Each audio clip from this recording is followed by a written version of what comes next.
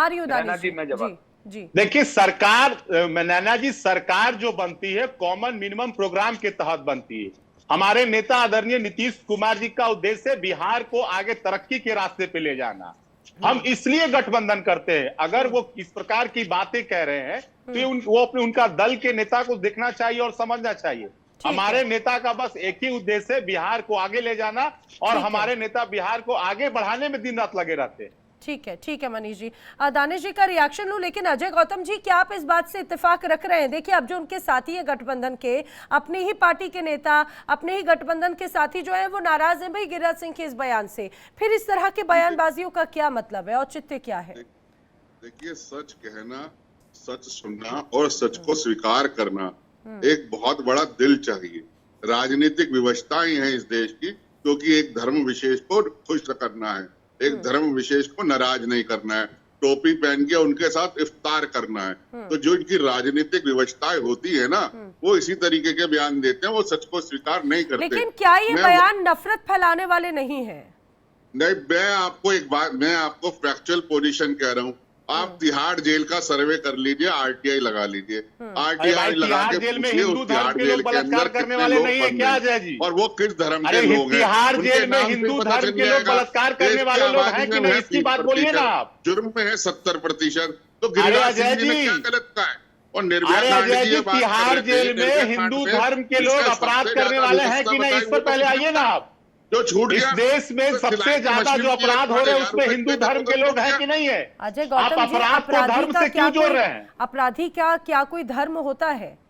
अपराधी का तिहाड़ जेल में अन्य धर्म के लोग हैं कि नहीं है, पहले ये बताएं मुझे अजय जी। अपराधी का धर्म होता है और उसके धर्म से उसकी पहचान होती है। मैं कह रहा हूँ नैना जी, ग्राउंड रियलिटी पे बात करिए ना आप अपने। लेकिन अजय गौतम जी, मैं आपकी इस बात को नहीं समझ पा रही हूँ। अपराधी का धर्म होता है क्या? आप उसको धर्म के आधार पर अपराधी माना जाएगा, इस तरह से देखेंगे क्या? हमने देखा अभी किस तरह से घटना जो हुई थी कोलकाता में हुई, तो क्या हम उसको अपराधी के धर्म से देखेंगे?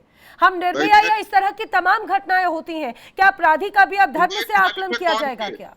नहीं, संदेश खाली में अपराधी कौन थे? चलिए, आपने जो कलकत्ता का जिक्र किया, तो कलकत्ता में संदेश खाली ओवरऑल सारी घटनाओं की बात कर रही हूं। मैं बोल रही हूँ कहीं पर भी घटना हो वो बेहद निंदनीय है। आखिर अपराध में धर्म कैसे देखेंगे? दानिश कुरैशी जी, कुछ कह रहे थे आप।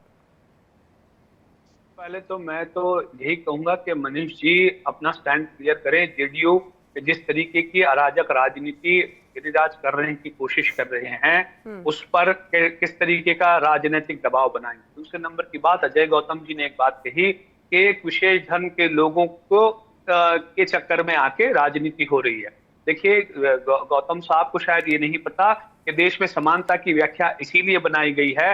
मतलब अगर आप किसी मजहब को अच्छाई को प्रोत्साहित करने के बजाय अगर आपके पास मताधिकार नहीं होता, तो क्या आप 1947 के पहले की वही परिस्थिति में लाके किसी को खड़ा कर देना चाहते थे, जब आगे मटका लटका रहता था और पीछे झाड़ू लेके घूमते थे? तो इन परिस्थितियों का निर्माण नहीं करने दिया जाएगा, चाहे गिरिराज किशोर हो, चाहे नरेंद्र मोदी जी हो, चाहे नीतीश बाबू हो। नीतीश बाबू को भी स्टैंड लेना पड़ेगा गिरिराज किशोर के मामले में, वरना ऑल इंडिया मजलिस-ए-इत्तेहादुल मुस्लिमीन जबरदस्त उसका विरोध करेगी।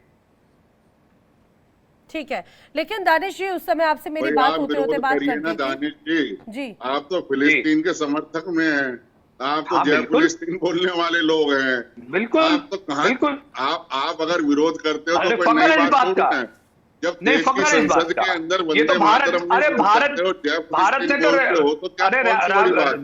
ने तो स्टैम्प टिकट डिक्लेयर किया था फलस्तीन के पक्ष में। आप शायद भूल गए, भारत का पक्ष जो है फलस्तीन के पक्ष में है और बैतुल मुकद्दस है हमारा वहां। तो नहीं, आपका कौन है वहां? बताइए, कोई रिश्तेदार है वहां आपके? कंडीशनल है, सुनिए, कंडीशनल है। ये नहीं कहा था कि कंडीशनल है, नॉन कंडीशनल है फलस्तीन के पास। आप जाके वाजपेयी जी को पढ़िए। गौतम साहब वाजपेयी जी को जाके पढ़िए। आप आपने पढ़ा नहीं है वाजपेयी जी को? वाजपेयी जी को जाके पढ़िए आप, क्या कहा था वाजपेयी जी ने और पब्लिक गैदरिंग में कहा था। वाजपेयी जी ने जो कहा था, कोई भगवान की किताब नहीं थी कि जो वाजपेयी जी ने कहा। तो आप तो मतलब आप, अच्छा, मोदी भगवान की किताब है, वाजपेयी जी नहीं है। बहुत खूब गौतम साहब, बहुत खूब। मैंने तो तो उन्होंने ये कहा था क्या वाजपेयी जी ने कि फिलिस्तीनियों तुम इजराइल में घुस जाओ, उनकी बहन बेटियों को ले आओ और उनकी नंगी परेड करा के वैक्सीन बिल्कुल कहा था, बिल्कुल कहा था, समर्थन बिल्कुल कहा था कि ये जो जमीन है ये फलस्तीनियों की है, ये इजराइल की नहीं है, उनको खाली कर देना चाहिए, ये कहा है उन्होंने।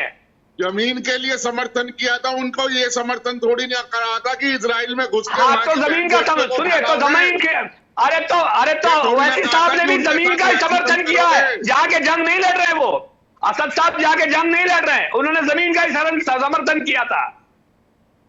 मैंने कहा आज का स्टैंड भारत का इजराइल के साथ है, ये गलत, बिल्कुल गलत। ऑफिस अरे आप वेबसाइट पे जाके ऑफिशियल स्टैंड देख लीजिए, आपके पास जानकारी का अभाव है। अजय गौतम जी, दानिश कुरैशी जी, ये बात बहुत महत्वपूर्ण हो जाती है, खासतौर से अगर किसी देश का स्टैंड लेने वाली बात होती है, तो ये खासतौर से देश की जो पॉलिटिकल या फिर देश की जो विदेश नीति है उसके अंतर्गत तमाम परिस्थितियों को ध्यान में रखकर स्टैंड लिया जाता है। ये आप और हम बखूबी जानते हैं, आप लोग सब दिग्गज हैं, लेकिन मैं बार बार ये जानने की कोशिश कर रही हूँ अजय गौतम जी, आने वाले वक्त में अभी हमने देखा है कि रामनवमी का पर्व है, दशहरे का पर्व है, आने वाले वक्त में कई और इस तरह से मुस्लिम समुदाय के भी कई पर्व आएंगे, उसके पहले अगर इस तरह का गिरिराज सिंह का बयान अक्सर आता है, पहली बार नहीं है, अक्सर इस तरह का बयान आता है, तो वो किस तरह का संदेश देता है?